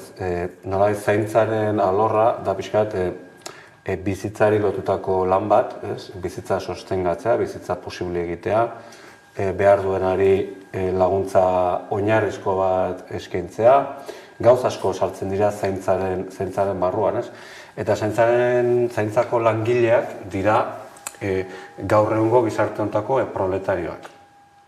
Esan dituzten baldintzengatik, dauden egoerarengatik, dira azkenean langileriaren barruan azken eskaloia iaia, ez dakit, badakite denetik dagoela, badaudela kontratupean daudenak, badaudela ospitalen, badakit zaintzaren sektorea oso zabala dela, baina hemen aipatu diren horiek dira azkenekoaren azkenekoak, ez da?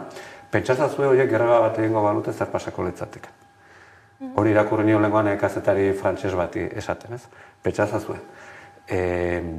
Geldituko balitz, zenbat sektore geldituko balira, balitzaken ezer gertatuko, ez? Igual ekonomia pixka jetxiko litzateken, baina zaintzan lanean ari diren personek, greba mugagabe bat hasiko balute bihar, gure gizartea eta gure bizumua ez litzateke posible izango. Beraz, gogoa sartzen zaizu esateko, ojala, greba bat, gero, greba egiten du ere, greba egin alduenak, hori da beste alor bat, indarra eduki behar dezu, zure aldarrikapenak maigainean jartzeko, ez? Baina hori ondoria hori da, zaintza lanaren desprestigioa, azkenean da, lehen familiek egiten zutena, emakumeek betetzen zuten familian hori doainik, oraindik egite jarraitzen dute jakina, hori ez da enbeste aldatu, baina sektore horren desprestigioaren ondorio sozialen usteet oso kaltegarria zaigula bai. Eta lan munduarekin lotutako beste arazo sakon bat, irten biderik ez duena, eta urterik urte ikusten dugu, ez da, horixe da lan heriotza hilgarriena, azpikontratazioarekin lotura zuzena dutena, sindikatuek aipatzen dutenez, azaltzen dutenez, eta esaterako ez, Donostian urriaren 19an, 64 urteko langile bat hil zen, heriotza ez traumatiko batean, autonomoa zen, baina Donostiako udalak azpikontratatuta, eta honen harira protestak izan dira ere.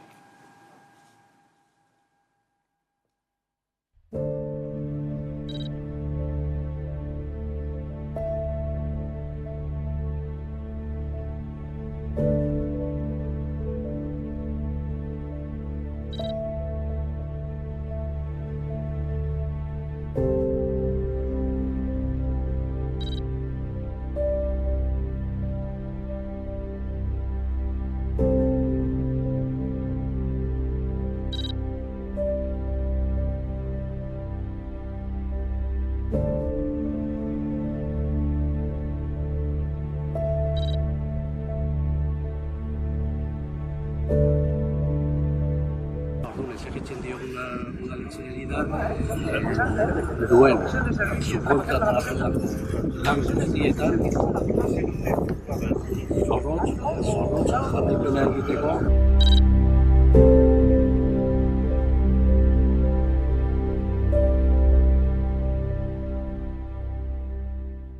Ikusi duzu, LAB sindikatuaren arabera, eta honekin 63. lan heriotzea izango litzateke, ez? Urterik urtera gehitzen doan zenbakia, baina zenbakitik haratago, ez, pertsonak direla, eta zer dago honen atzean, ez? Zergaitik errepikatzen dira behin eta berriro, eta gainera oso antzeko eratara, ez?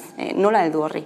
Bai, azken finean dira lan baldintzei buruz hitz egitea, ez? Osa, dinot, askotan esan dugu badauze lan prekariagoak, lan batzuk suposatzen duten arriskutsuarekin, dinotze batzutan hori zabortegiei buruz hitz egin genuen esan genuen azkenean joango zara lanera, baina zure osasunaren kontrako, ez dakit nola, esan du, zure osasunean arriskoan jartzen edo, eta badauz olakoak. Nirik eskatzen nauen edo ikusten dudana okerrena dela, da hori, normalean azpikontratazioetan dauzen olako gertakariak, eta nik pentsatzen, non dago kontrola, non dago jarraipen bat, ea kontratatzerakoan ikusten dituzten, ea lan baldintzak betetzen diren olakoak diren, ea bakarrik ikusten duten zein den enpresa merkeena, edo lagun baten enpresa baldin bada okerrago. Baina nik uste dut hori exigitu behar ditugu lan baldintza honak, batez ere, azpikontratazioa, eta lan publikoa baldin bada eta azpikontratazio bat baldin badago, ez dakit arduraduna izan beharko da instituzioa. Azken finean, berak markatzen du. Orduan ni ardura eskatzen diot instituzioari eta horren kontra joan beharko ginateke, hori, ean ondorean nortzuk ordainduko duten, galtzen bali modu bizitza ez dago, ez dakit nola esan, ez dago zer egitekorik, baina batzutan ematen du etekinak enpresa pribatuek ateratzen dituztela, eta gero bestea, eratzen dutenak beti dira berdinak, azkenean langileok, eta gero diru publikoa irabiltzen da, olako gauzak gertatzen direnean ateratzeko. Argi dagoena da, egiturazko arazo bat dagoela, prebentzioa ez dela lantzen, ez dela ikuskaritzarik egiten edo ez dela nahikoa, ez? Hori da, ez diguzet, Zaldibarreko kasua paradigmatikoa dela kasu horretan. Eusko Jaurlaritzak nolabait saldu duena izan da, Europan esan digute ez dugula ezer ilegala egin, beraz, guk ezakago dena enpresaren errua, noski enpresaren errua dela. Baina berak aipatu duen bezala, kontratazio publikoak egiten direnean eta publikoaren zerbaiten kudeaketa enpresa bati ematen zaionean, hor klausula sozialak ezarri behar dira. Ezarri behar diren bezala, genero ikuspegitik, hizkuntzaren erabileraren ikuspegitik, lan baldintzen ikuspegitik eta gero ikuskaritzak ere ezarri behar dira, jakina ordan. Obra publikoan eta hori egiten da, eta gero eta gehiago zorionez egiten da, batzuetan, gero eta udal gehiago daude, esaten dutena, obra bat egin behar badezu, udalak esleitutako lehiaketa publiko batean, bete behar duzu baldintza hauek guztiak. Hori exigitu egin daiteke. Trama bat montatu ahal emago kasu, urbanismoko trama bat, Espainia osoan, diru ateratzeko, ze batzutan hori da, Zena, ez kontrolik, ez baldintzarik, ez klausula sozialik, helburua delako, diruen desbideraketa eta bar, horren ondorio bada, bai, diru publikoa lapurtu egiten dutela, baina baita ere laneko istripuak zeratu egiten ere ez esain kasua danik, baina muturreko kasua hori izango litzateke, baina bitartean instituzioak asko egin dezakete horrelako gauzak konpontzeko. Gero beti dengo da, heriotza kopuru bat, ezin dena ekidin, ze aldamio batera egotzen da pertsona batek arrisku bat asumitzen du. Baina badago, prebentziorako legedi bat eta bete gardena. Behin eta berriro errepikatzen delako altueratik, ez, aurten ere ikusi dugu, hamar bat behar ginen direla altueratik, behin eta berriro errepikatzen den zerbait da.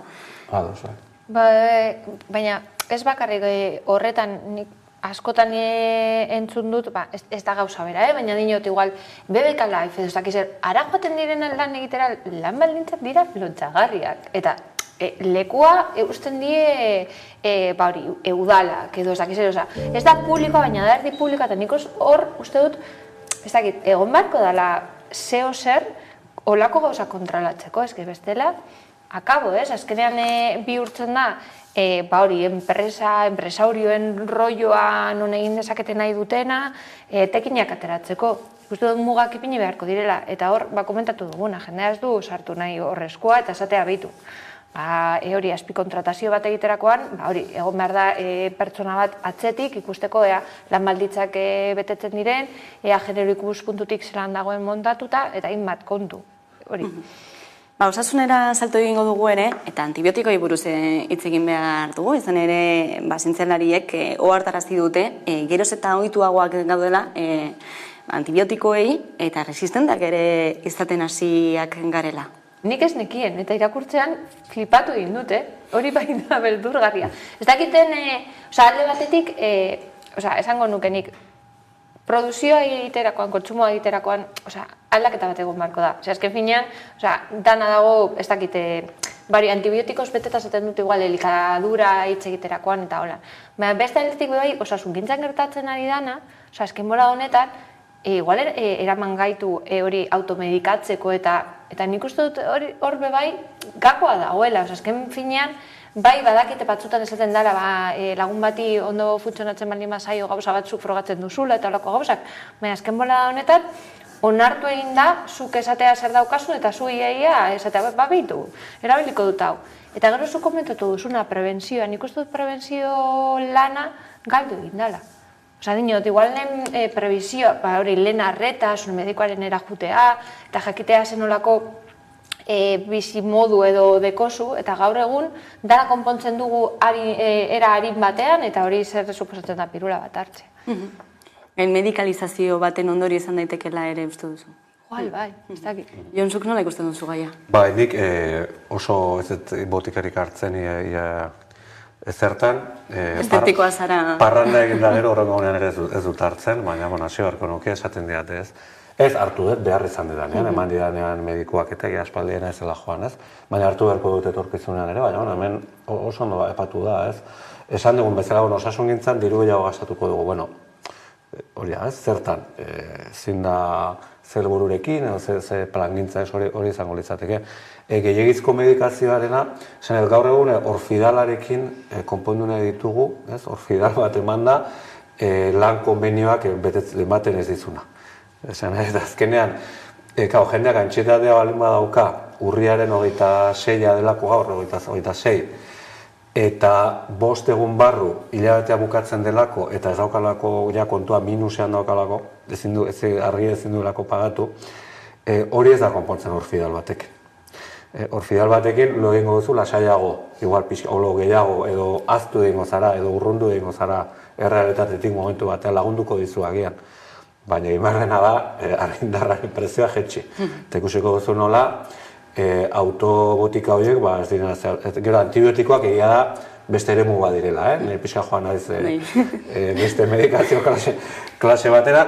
Hori datorki dago lehenengo gauzaia gaur egun, medikazio entzuten dugunean, datozkidea ansiolitikoak burura, antibiotikoena ez dakit, ez naiz gai baloratzeko, ez dakit. Baina batzutan, nik dinot, gaizutzen baldin mazara, eta ez bazara lanera, ezin zara joan. Baina mutuak deitzen baldin maizu egunero, horrek bai eragina dauka. Igual, ni adibidez eduki dut hernia diskal bat, nire medikoak esan zidan izan zen, en blanca, aberatxe esango bazina, bakarrik lasaitasunez patxadas, luzamenduak egiten, hau konpontzen da. Nahi duzuna da, alik eta lasterren itzultzea lanera, eta hor dago gako.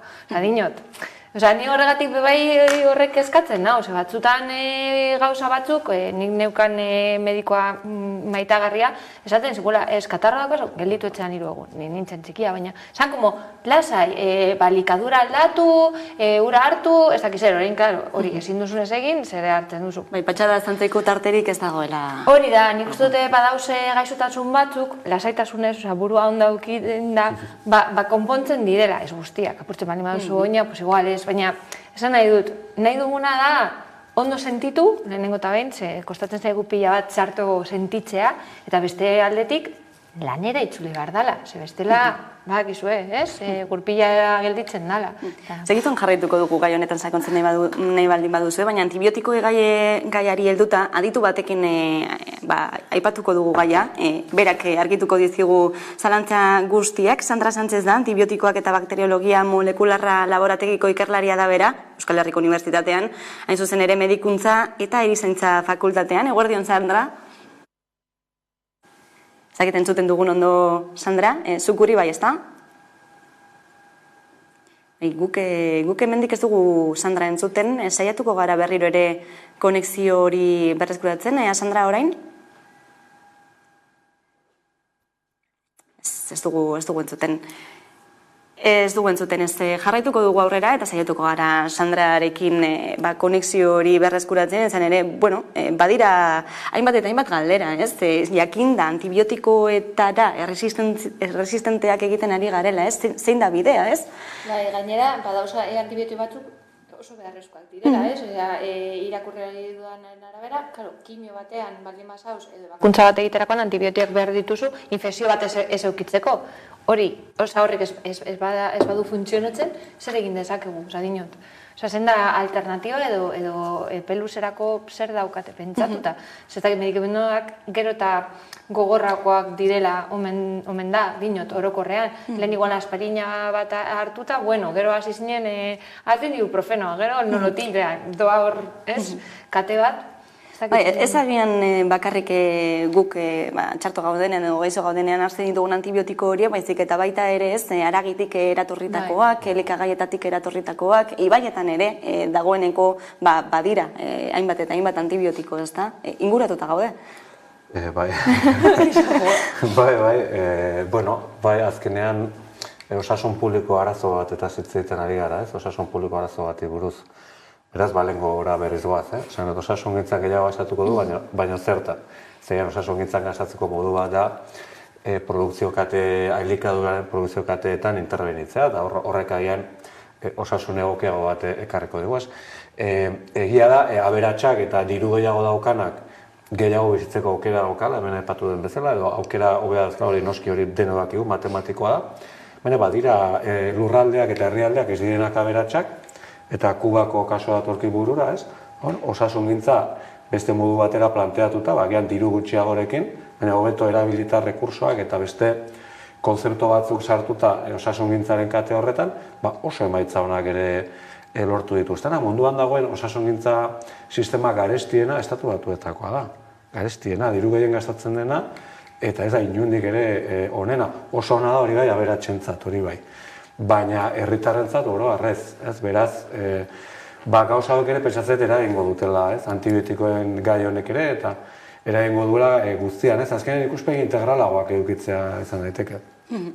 Saiatuko gara aurrerago ere, Sandra Santzezekin argitasun gehiago izaten gai honen inguruan, baina aurrera jarraituko dugu, badakizue Guggenheim Museoako 25 urte bete dituela aurten, eta horren inguruan Euskal Autonomia Erkidegoko biztanleek hemendik aurrera atzotik hain zuzen ere, epe hauetan, 2 hilabete hauetan, Guggenheim Museoa doainik bisitatzeko aukera izango dutela.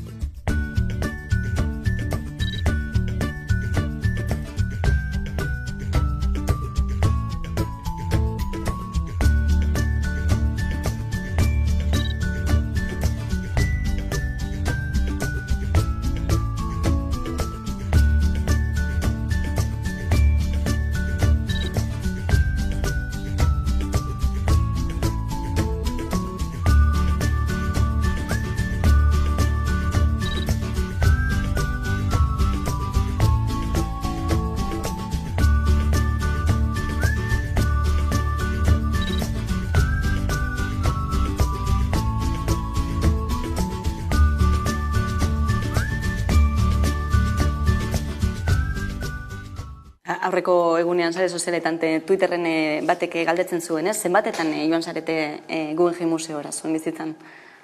Behin eta udelekuko umeekin batera, primeran pasatu genuen, eta gehien gustatu zitzaiguna izan zen, orokorrean lekua, esain beste esposaketa. Baina txikian nintzenean eskolarekin eta familiarekin arte ederretako museora joaten ginen askotan, eta zergatik doainik zelako. Eta orduan zen plan bat, familiarra edo eskolarekin joateko modukoa, esposaketak ez, hori aparte.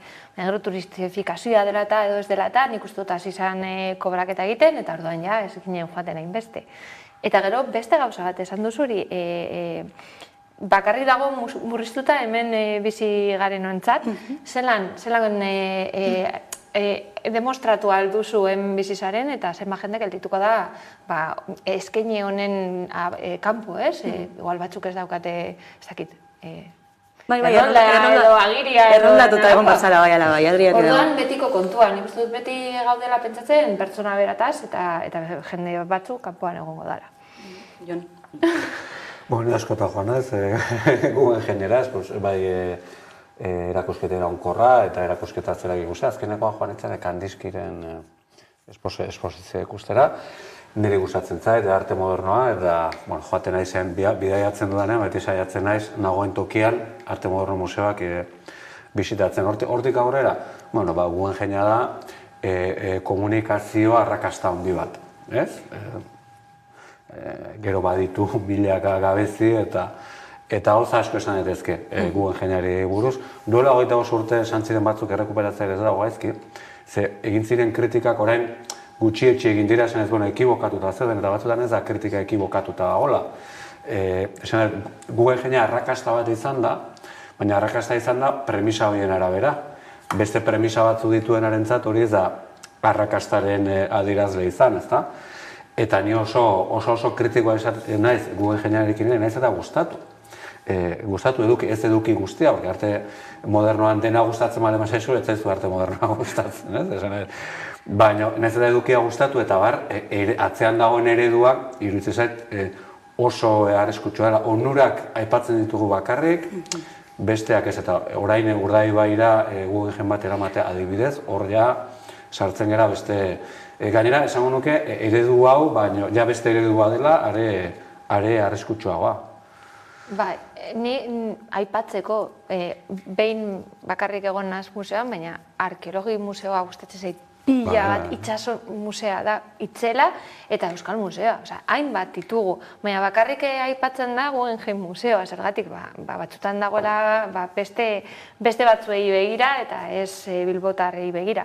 Eta aipatutako museoak astean behin doainik sartu alzara eta benetan ikusteko modukoak umeekin joateko eta helduek joateko, eta nik uste dut joan barko garela hori, zabaldu begirada, bai, badago bizitza Guggenheim aparte. Dena den askok eta askok erabiliko dute, ez? Doakotasun hori, hain zuzen ere aprobetxatzeko, Guggenheimera joateko. Urtean zehar dauden tarifei buruz zer deritzozu? Egia esan da ez dekot oso argi, gu joan ginenean izan zen, egin genuen bazkide, eta izan zen como zude balde eta umeak ordain, dudalako zer, ez zitzaidan iruditu oso garestia, eta uste dut urtean behin edo birritan doainik dala eta betetzen dala. Bai, orduan arrakastatua bada, baina dinot, berak komentatu duena, mundu mailan Bilboa Guggenheim, Atletik bai, eta ez dakit zer den nukerrena egia esan da. Baina, bueno, ez dakit, Bilbon hainbat gauza ditugu, ez dakit aldarrikatzeko, eta Guggenheim museoa oso ondo dago, berak aipatutakoa, bere onura eta bere ilutasunarekin. Orain bai, badugu pantailaren beste alboan Sandra Sánchez, antibiotikoak eta bakteriologia molekularra EHUko laborategiko ikerlaria, aipatu dugu arestian, ez da, geroz eta ohikoagoak direla antibiotiko guztiekiko erresistentzia duten bakterioen infekzioak, eta horren atzean zer dagoen berak argituko digu. Eguerdion, Sandra, ongi etorri. Zertaz ari gara zehazki antibiotikoen krisiaz hitz egiten dugunean? Bueno, labur beti erabiltzen antibiotikoen erabiltzen ari direla, antibiotiko haurik ez, geroz eta bakteriak daudelako. Eta, bueno, Bai, jarretu.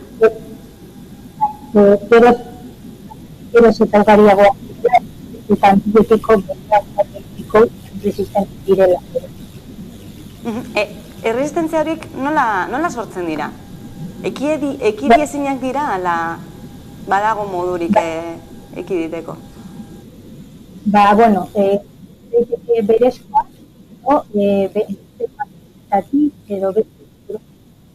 edo mutazio bidez resistentzia hauek, ez? Badaukate hainbat mekanismo, adibidez, barkatu, ez daukate. Bai, Sandra, konexio arazoak ditugu, txarto zuten gaituzu eta baita ere zaitugu oso ondo entzuten saiatuko gara dena den beste batean zurekin harremanetan izaten. Eskerrik asko, Sandra. Mutazioa aipatu egin du. Ez? Wow. Bai, ematen du gaudela, aldatzen gure genetika eta ez gara konturatzen ari eta ez dakit noraino helduko garen. Bueno, erronkak planteatzen dira, aurrera begira bintzat, eta osasunaren alorretik batez ere. Ez dakit, irakurri dut artikulu bat Elujar Zientzian, eta esaten du agian beste antibiotiko bat, beste sendagai batzuk, mota batzuk egin beharko direla aurrerantzean, honek ere, limite bat izango duelako, ez? Eta suposatuko da negozio berri bat batzuentzat. Osa, orain aipatu duzulako, esan duzunean, sortuko direla berri, olako antibiotiko berri batzuk, niri burura etortzen zaidana da, hori, batzuk egongo dira, ondo, orain berriro egiteko negozioa. Honekin, gustatzen zaigu pila bat tekinak ateratzea edo nondik, eta osasungintzan ikustu dela filoi bat. Bueno, ikusi beharko da, zenolako norabide hartzen duen guzti honek. Sandra entzun gabe gelditu gara, pena bat, baina ea beste egun batean ere berreskuratu dezakegun. Beraz hemen utziko dugu gaurko solasaldia. Eskerrik asko beste gurean izateagatik ala Hitzargandoña eta Jorantza. Eta hartu bietatik aurrera, egunero legez, eguneko albiste nagusiak Carolina Suárez lankidaren eskutik. Ondo izan.